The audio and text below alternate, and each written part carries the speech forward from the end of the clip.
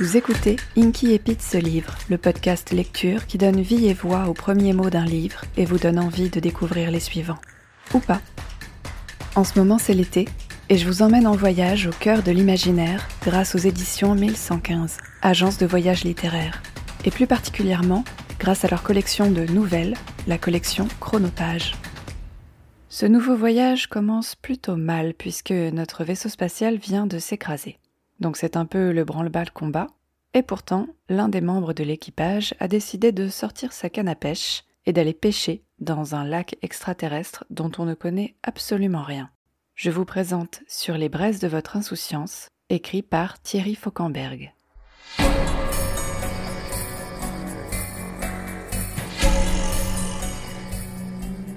Comment ce type est-il parvenu à convaincre les recruteurs de l'enrôler en affichant une telle immaturité ?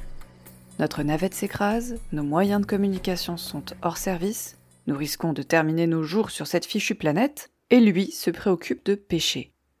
Le capitaine Stewart suivait les déambulations de Colibri depuis un promontoire. Les connaissances particulières du petit nouveau dans le domaine de la linguistique présumaient d'une intelligence plutôt hors norme. Mais il montrait la plupart du temps un comportement insouciant. À tel point que son supérieur soupçonnait le soldat d'avoir falsifié ses tests. « Détendez-vous, chef. Faut bien qu'on mange un peu, non ? Consommer du poisson économisera les rations. »« Nos réserves nous permettraient de tenir une année entière. Certaines priorités me semblent plus urgentes, » répliqua le gradé pour marquer son mécontentement.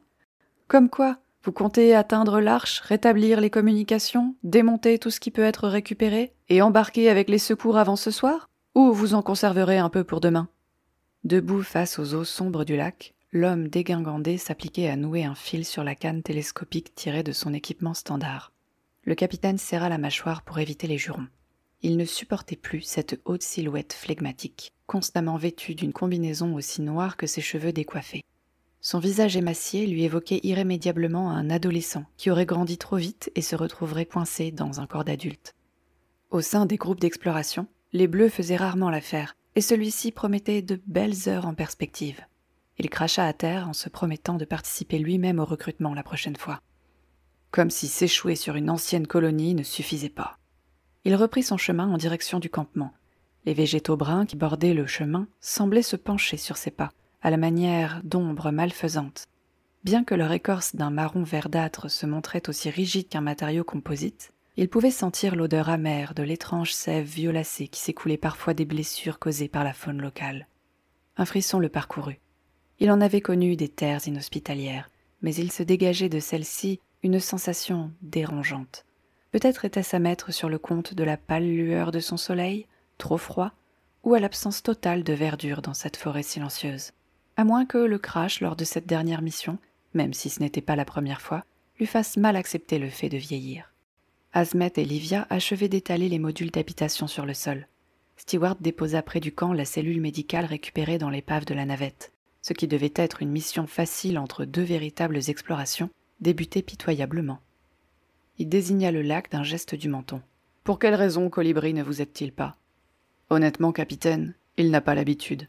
Le temps de lui expliquer, Livia et moi avions terminé le travail. La journée est trop avancée pour lui demander un trajet supplémentaire avec le matériel. Alors, quand il nous a proposé de pêcher pour le repas... » « Pas la peine de prendre cet air contrit, Azmet. Je comprends très bien ce que vous voulez dire. » Son subalterne s'était enrôlé dans le CGE, corps des groupes d'exploration, dans le système des débords, et comme tous ceux de sa planète, il possédait un corps grand et musclé à la peau auburn, un physique des plus avenants, renforcé par un tempérament taciturne qui lui conférait une aura de mystère qui ne manquait pas de provoquer l'émoi à chaque escale, tant chez les mâles que les femelles. Le sergent Azmet ne s'en souciait guère. Depuis la perte de son épouse, seul comptait désormais pour lui l'amour de son Dieu. De son côté, le major Livia plongea sa gourde dans la rivière et en déversa le contenu dans la trappe d'alimentation du module de fusion, pyramide tronquée d'1 mètre de haut, disposée contre la roche erratique. Lorsqu'elle appliqua la paume de sa main contre la plaque d'activation, un sifflement naquit qui se transforma bientôt en un ronronnement régulier. Un rectangle de lumière verte s'illumina, signe de bon fonctionnement. Bien que la navigatrice ait réussi un aplanétissage d'urgence à quelques kilomètres seulement de leur destination, elle avait préféré opter pour un campement de base dans cette petite clairière, située à l'embouchure d'une rivière qui fournirait l'eau nécessaire à leurs besoins alimentaires et énergétiques. La proximité de l'arche leur simplifierait la vie si les secours tardaient. Une sorte de croassement prolongé lui fit lever les yeux en direction du canyon creusé en amont, là où leur objectif les attendait. Pourquoi ces fichus colons jugent-ils toujours nécessaire d'installer leur centre de connaissances dans un endroit inaccessible ?